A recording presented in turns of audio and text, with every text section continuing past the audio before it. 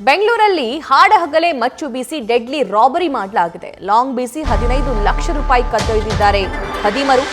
Cigarette distributor Gopal ಮೇಲೆ ಈ attack ಆಗಿದೆ. ಡಿಯೋ ಬೈಕ್ನಲ್ಲಿ ಬಂದ ಮೂವರಿಂದ ಡೆಡ್ಲಿ ದರೋಡೆ ನಡೆಸಲಾಗಿದೆ. ಪ್ರಾವಿಷನ್ ಸ್ಟೋರ್ ಒಳಗೆಲ್ಲ ಅಟ್ಟಾಡಿಸಿದ ಖದೀಮರು ಹಣವಿದ್ದ ಬ್ಯಾಗ್ ಅನ್ನ ಹೊತ್ತೊಯ್ದಿದ್ದಾರೆ. ಈ ಆರೋಪಿಗಳು 15 ಲಕ್ಷ ಕದ್ದು ಪರಾರಿಯಾಗಿದ್ದಾರೆ.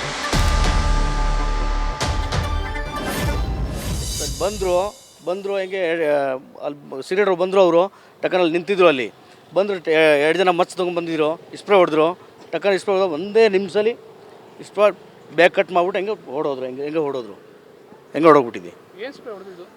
ಸ್ಪ್ರೇ ಸರ್, ಅದು ಏನು ಸ್ಪ್ರೇ ಗೊತ್ತಿಲ್ಲ. ಬಟ್ ಸ್ಪ್ರೇ ಬೇಸ್ ಸ್ಪ್ರೇ ಹೊಡೆದ್ರು. ಬೇರೆ ಮೂರ್ಛೆ ಹೋಗ್ತಿರಲ್ಲ ಆ ಥರ ಸ್ಪ್ರೇನ? ಆ ಥರ ಏನು ಅಷ್ಟು ಗೊತ್ತಿಲ್ಲ ಸರ್. ಫುಲ್ ಹೆಲ್ಮೆಟ್ ಹಾಕಿದ್ರು ಅವರು. ಸ್ಪ್ರೇ ಹೊಡೆದ್ರು. 2 ಮಚ್ಚಿತ್ತು ಅವ್ರ ಹತ್ರ. ಹೆಂಗೆ ಟಗನ್ ಹೊಡೆದ್ರು, ಬ್ಯಾಗ್ ಕಟ್ ಮಾಡಿಬಿಟ್ಟು ಹೆಂಗೆ ಹೊಡೋದ್ರು ಟಗನ್. ಬೈಕಲ್ಲಿ ಬಂದಿದ್ರೆ ಏನು? ಬೈಕಲ್ಲಿ ಪ್ರಕಾರ ಇವರು ITC ಅವರು ಬಂದು ಆಟೋ ಇಲ್ಲಿ ನಿಲ್ಲಿಸ್ಬಿಟ್ಟು ಒಳಗಡೆ ಬ್ಯಾಗ್ ತೊಗೊಂಡು ಹೋಗವ್ರೆ. ಬ್ಯಾಗ್ ತೊಗೊಂಡು ಕೂತಿದ್ದಾರೆ. ಇವ್ರು ದುಡ್ಡು ಹ್ಯಾಂಡ್ಸ್ಕೊಂಡು ಕೊಡೋ ಬದಲು 3 ಜನ ಬಂದರು.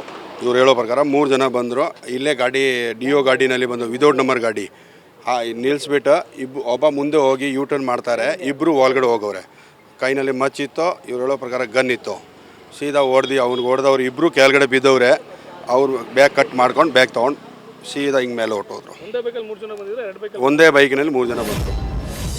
ಈ ಬಗ್ಗೆ ಮತ್ತಷ್ಟು ಲೈವ್ ಡೀಟೇಲ್ಸ್ ನಮ್ಮ ಪ್ರತಿನಿಧಿ ಸಂದೇಶ್ ನೀಡ್ತಾ ಹೋಗ್ತಾರೆ. ಸಂದೇಶ್, 15 ಲಕ್ಷ ಬರ್ತಾರೆ, ಅಟ್ಯಾಕ್ ಮಾಡ್ತಾರೆ, ಕದ್ದೊಯ್ತಾರೆ ಅಂತಂದ್ರೆ ಇದು ಪ್ರೀ ಪ್ಲಾನ್ಡ್ ಅಂತ ಅನ್ಸುತ್ತಲ್ವಾ? 15 ಲಕ್ಷ ಆ ಗೋಪಾಲ್ ಅನ್ನುವಂಥ ವ್ಯಕ್ತಿ ಹತ್ರ ಇರೋದು ಆ ಖದೀಮರಿಗೆ ಹೇಗೆ ಗೊತ್ತಿತ್ತು? ಡೀಟೇಲ್ಸ್ ನೀಡ್ತಾ ಹೋಗೋದಾದ್ರೆ.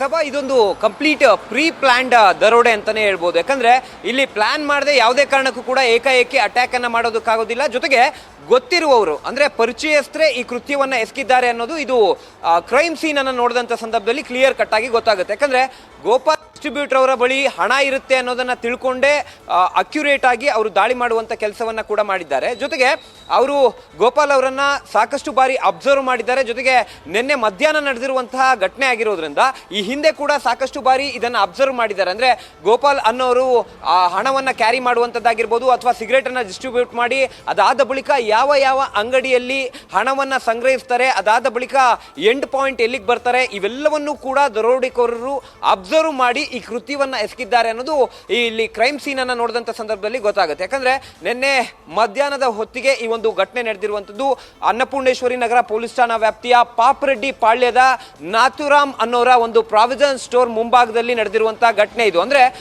ಗೋಪಾಲ್ ಅವರು ಯೂಶಲಿ ITC ಸಿಗರೇಟ್ ಗಳನ್ನ ಮಾರಾಟ ಮಾಡಿ ಅದಾದ ಬಳಿಕ ಹಣವನ್ನ ಸಂಗ್ರಹಿಸಿ ಆ ಒಂದು ಏರಿಯಾದಲ್ಲಿ ಓಡಾಡ್ತಾ ಇರ್ತಾರೆ.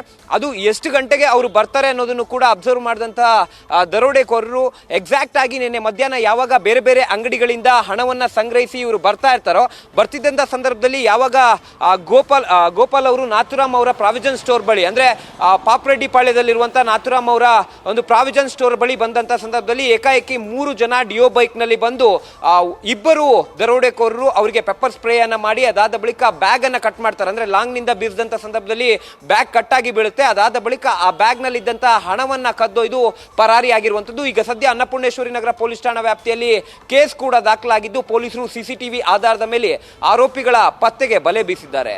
ಸಭಾ, thank you Sandesh. News first ನಿರ್ಭೀತಿಯಿಂದ ನಿಮ್ಮ ಪರವಾಗಿ.